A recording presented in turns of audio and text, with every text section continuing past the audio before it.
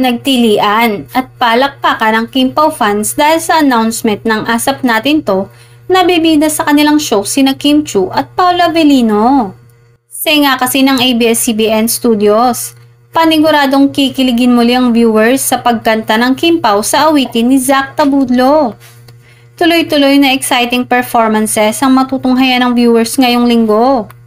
Sabi ng Kim Pao fans, hindi nila palalampasin ang duet ni Kim at Paolo sa show. Syempre, star-studded ang Asap Natin To ngayong linggo. At pasample lang nila yan para sa bonggang performances na gagawin naman nila sa kanilang California show. Maagang ang aalis pa Los Angeles, California ang mga kasama sa Asap Natin To.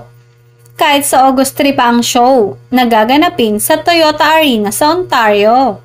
Kaya't muling magkakasama sina Kim at Paolo. Baka sa asap na rin umano ang naudlot na announcement ng Kim Pao para sa madlang people.